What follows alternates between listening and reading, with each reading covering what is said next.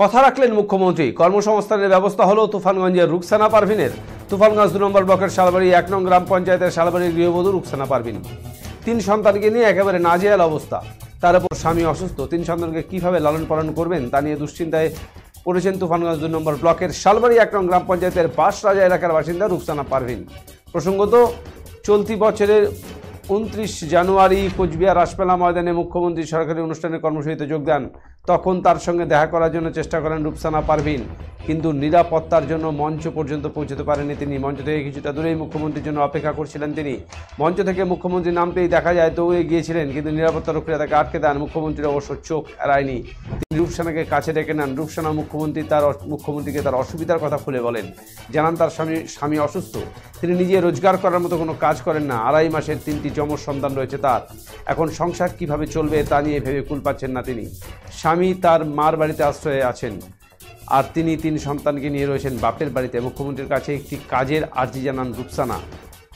তাকে কোচবিহারের জেলা শাসক অরবিন্দ কুমার মিনার কাছে পাঠান মুখ্যমন্ত্রী। নির্দেশ দেন এই মহিলাকে যেন প্রশাসনিকভাবে সহায়তা করা হয়। গত 31 জানুয়ারি বুধবার রুকসানার বাড়িতে পৌঁছে আর্থিকভাবে সহযোগিতা করেন তৃণমূল কংগ্রেসের কোচবিহার জেলার সভাপতি অভিজিৎ দেবভৌমিক। এমনকি পাশে থাকারও সব রকমভাবে আশ্বাস দেওয়া হয় তাকে। মুখ্যমন্ত্রীর নির্দেশ অনুযায়ী আজ শালবাড়ির গৃহবধূ রুকসানা পারভিনের হাতে কর্মসংস্থানের নিয়োগপত্র তুলে দেওয়া হয়। উপস্থিত ছিলেন তুফানগঞ্জ 2 নম্বর ব্লকের বিডিও ডেলকি লামা, তুফানগঞ্জ 2 পঞ্চায়েত সমিতির সভাপতি শীতল চন্দ্র দাস, তুফানগঞ্জ মহকুমা ডেপুটি ম্যাজিস্ট্রেট সহ অন্যান্য নেতৃত্বরা।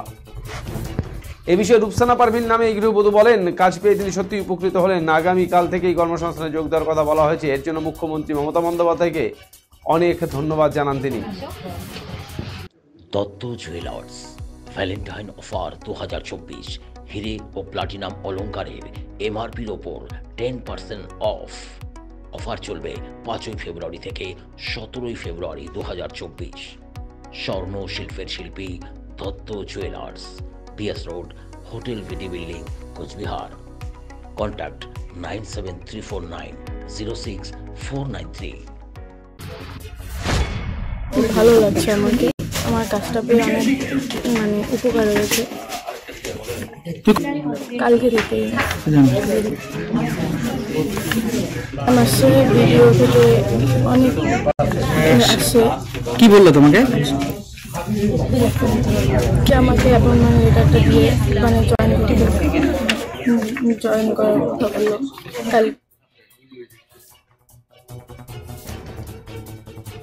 এই প্রসঙ্গে তুফানগঞ্জ 2 নম্বর পঞ্চায়েত সমিতির সভাপতি শীতল চন্দ্র দাস বলেন, রুকসানা পারভিন নামে এই গৃহবধূ মুখ্যমন্ত্রী মমতা বন্দ্যোপাধ্যায়ের কাছে একটি কাজের জন্য আবেদন করেছিলেন। মুখ্যমন্ত্রীর নির্দেশ অনুযায়ী এদিন এই গৃহবধূর হাতে নিয়োগপত্র তুলে দেওয়া হলো। বর্তমানে তাকে সিকিউরিটি গার্ড হিসেবে নিয়োগ করা হয়েছে।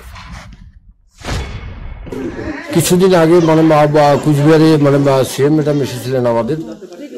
রূপসেনার 3টা বাচ্চা নিয়ে খুব কষ্ট, চলতে পারে না আর কি, স্বামীও কাজ করতে পারে না সেরকম, খুব দরিদ্র ঘরের মেয়ে আর কি।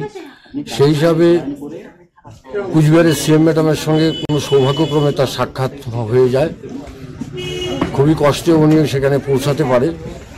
তার পরিস্থিতি দেখে সিএম ম্যাডাম তার জন্য খাওয়া দাওয়ার জন্য কিছু টাকা পয়সা, বাচ্চাটাকে দেখাশোনা করার জন্য কিছু টাকা পয়সা দেন, এবং আগামী দিনে ভবিষ্যতে যাতে বাচ্চা কাচ্চা নিয়ে সে এটা চলতে পারে সেই জন্য তার একটা কাজের ব্যবস্থার জন্য আলোচনা করেছিলেন। আজকে তাই ডিএম এর নির্দেশিত, সিএম যেভাবে বলেছেন ডিএম সেইভাবে নির্দেশ দিয়ে আজকে হেলথ ডিপার্টমেন্টের যারা আধিকারিক আছে সেই দপ্তরে ওনার একটা কাজের সংস্থান হয়েছে, তারই অ্যাপয়েন্টমেন্ট দিতে আজকে সবাই উপস্থিত হয়েছেন আর কি। তাকে হসপিটালের একটা সিকিউরিটি গার্ড হিসেবে নিয়োগ করা হলো।